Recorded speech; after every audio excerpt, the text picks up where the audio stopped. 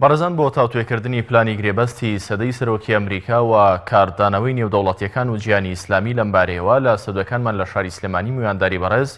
عومەر عەلی چاودێری سیاسیمان کردووە. مامۆستا عومەر سڵاوتان لەبێت و سپاس بۆ دەرفەتی بەڕێزتان. جێبەجێکردنی پلانێکی لەم شێوەیە چی بۆ ڕۆژهەڵاتی ناوەڕاست دێنێت؟ ئەوەی کە ترەمپ ناوی ناوە پلانی ئاشتی لە ناوچەکەدا جێبەجێ دەکات یاخود دۆخەکە بە ئاقارێکی ئاڵۆزتردا دەبات؟ سەرەتا سوپاسی بەڕێستان و سوپاسی بینەرانی خۆشەویست دەکەین.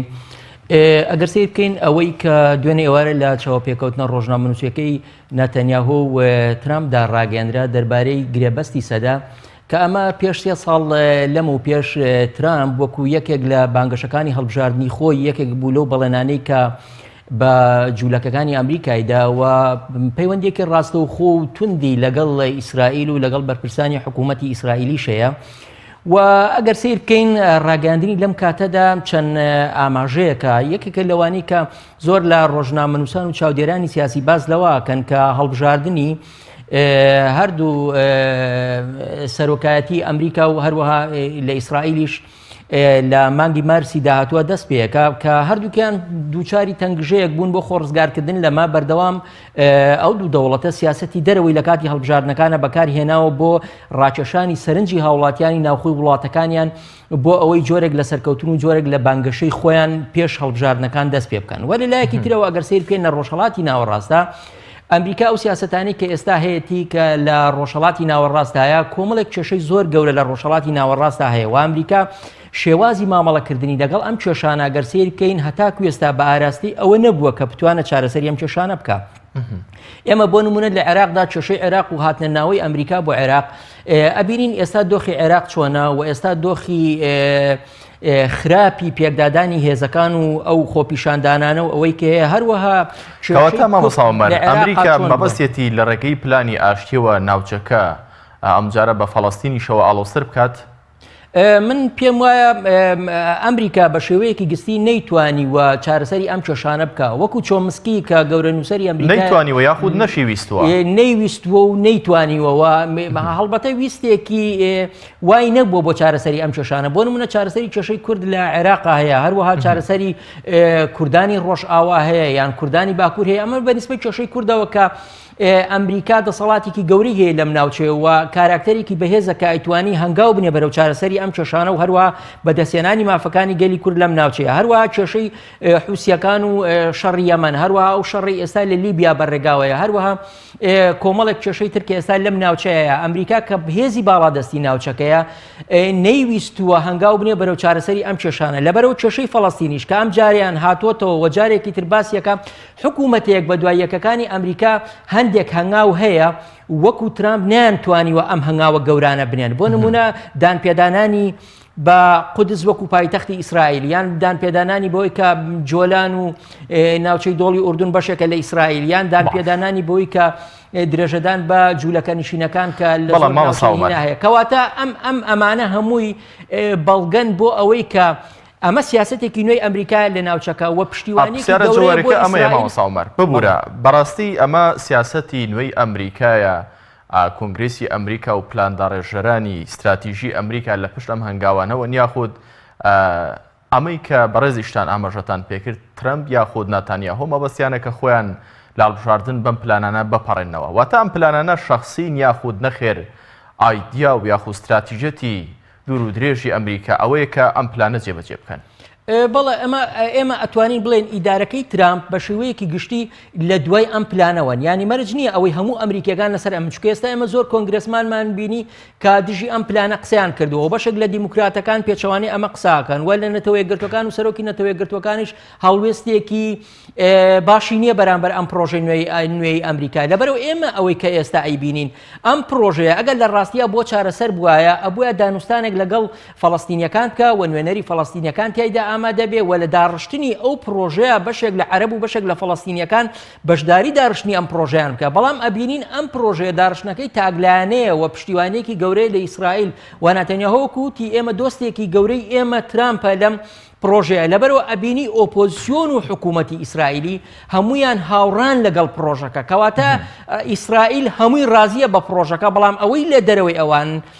حەماس و جیهادی ئیسلامی و هەروەها مەحمود عەباس و هەندێک لە وڵاتانی عەرەبی و هەروەها ئەو هێزانی کە لە دەرەوەی دەوڵەتی عەرەبین و لە جەماوەری عەرەبی ناڕازایەتێکی گەوریان بەرامبەر بە ئەم پرۆژە هەیە لەبەرەوە قۆناغەکە لە ئێستادا ئەوەیە کە هێزی عەرەبی لە ئاستێکی نزم و لە ئاستێکی شکست خواردووە هەیە ئێستا ئەبینی سوپا عەرەبیەکان لە کۆمەڵە وڵاتی عەرەبیە سوپایەکی ئەو تۆ نەماوە بەرەو ڕووی ئیسرائیل بێتەوە و لە ناوخۆی وڵاتانی عەرەبیشە هێزێکی ئەو تۆ نییە کە بەرامبەر ئیسرائیل و بەرامبەر ئەمریکا بوەستێتەوە لەبەرەوە ئەبینین ئەمە پرۆژەیەکە لە ڕێگەی سەپاندنەوە بەسەر وڵاتانی عەرەبیە چونکە هیچ وڵاتێکی عەرەبی بە شێوەیەکی ڕاستەوخۆ پرۆژەکەی ڕەت نەکردەوە بۆچی چونکە هێز و توانای عەرەبی لە ڕووی ئابووری و لە ڕووی سەربازی و لە ڕووی سیاسیەوە لەو ئاستایان نییە کە بتوانە ڕەتی بکاتەوە کەواتە ئەو زەمینەی کە دروستیان کردووە زەمینەیەکی ئیسرائیلی ئەمریکیە بۆ ئەوەی لە ناوچەکەیە ئەوەی کە ئانەوێت لە ڕێگەی ئەم پرۆژەوە بیان نەدی تا چەند دەتوانرێت بەم پرۆژەیە بوترێت پرۆژەی ئاشتی بەو پێی کە بەڕێزیشتان ئاماژەتان پێکرد کە ئەمریکا لەگەڵ ئیسرائیل دانەوێت لە ڕێگەی منتقی هێزەوە ئەم پرسەیەک لای بکەنەوە هەتاوەکو لە ڕاگەاندنی پرۆژەکەش دوێنێ شەو هیچێک لە بەرپرسانی باڵای فەڵەستین لەوێ ئامادە نەبوون واتە ئەمریکا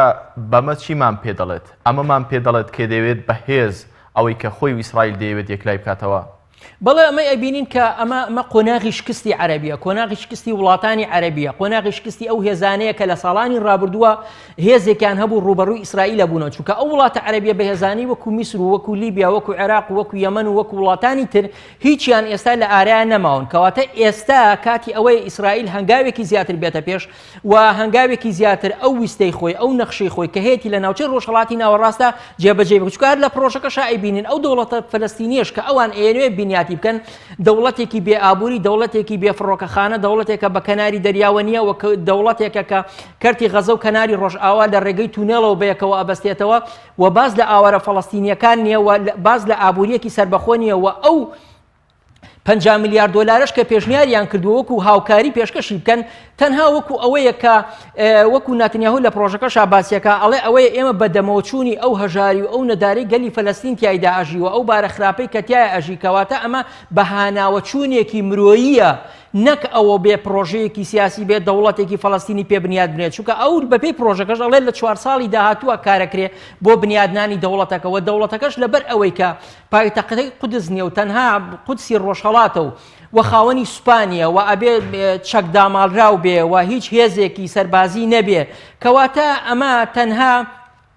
ئەوەیە کە پێم وایە بەدەمۆچوونێکی مەدەنیانەیە لە کاتێکی تراکە هەموو هێزی عسکەری و سەربازی و دیبلۆماسی و ئابووری گەورەی ئیسرائیل کە هەیە ئەتوانێکی زۆر بە ئاسانی کۆنتترۆلی ناوچەکە بکە و زۆر بە ئاسانی ئەو هێزانش لاواز بکە و لە ناویان بەرێ کە ئێستا ڕوبەڕووی ئیسرائیلە بنەوە بەرامبەر ئیسرائیل وەستا زۆر باشە هەڵوێستی وڵاتانی زلێزی ناوچەکە و ئەوروپا چ کاریگەریەکی دەبێت لەسەر یەکلاییکردنەوەی ئەم دۆسیانە لە ناوچەکەدا بەتایبەت کە بەرپرسانی باڵای رووسیا هەندێک جار باس لەوە دەکەن کە ئەوان حاکمی ناوچەکەن کە پرۆسەیەکی ئاشتی لە ناوچەکە پێویستکە ئەوان سەرپەرشتی دەکەن ئەوان و ئەوروپا ئەگەر بێت و تەداخولیان بابەتانە بکەن دەتوانن هیچ بکەن لە بەرامبەر ئەمریکا و ئیسرائیل من پێم وانە ئەو وڵاتانە چ وڵاتانی ڕۆژئاوایی بێت چ وڵاتانی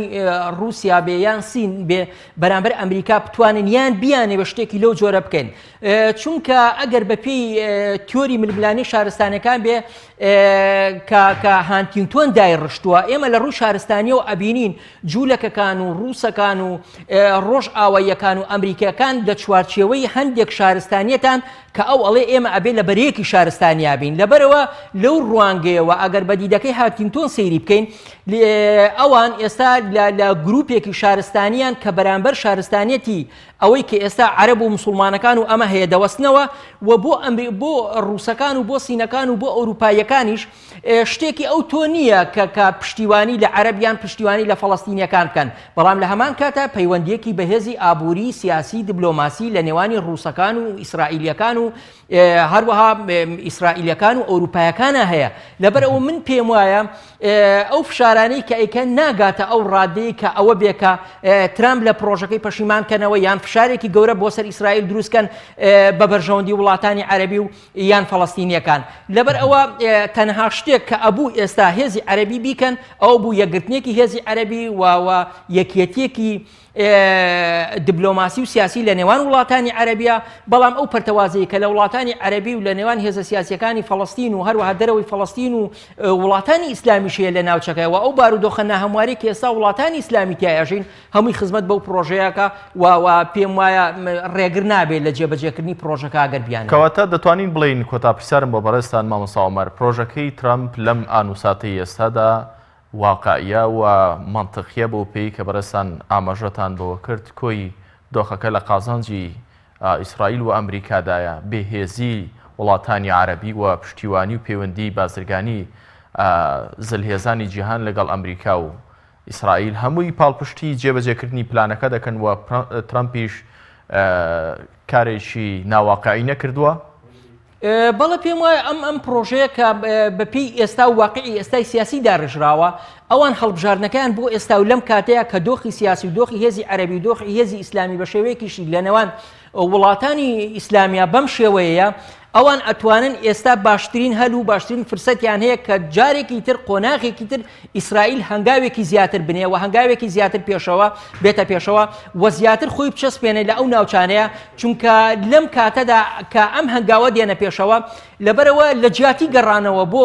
زەویەکانی ساڵی 1960 و زەویە داگیرکراوەکان و ئەم شتانە جارێکی تر ئەگەر هێزی عەرەبی و فەڵەستینی بێوێ دانووسان لەگەڵ ئیسرائیل بکە ئەبێ بێ جارێکی تر قسە لەم هەنگاوە بکە کە لەم هەنگاوەیان پەشیمان بنەوە و ئیتر ئەو خەونە مێژویانەی کە هەیە کە گەڕانەوە بۆ فەڵەستین و دەرکردنی ئیسرائیل و ئەمە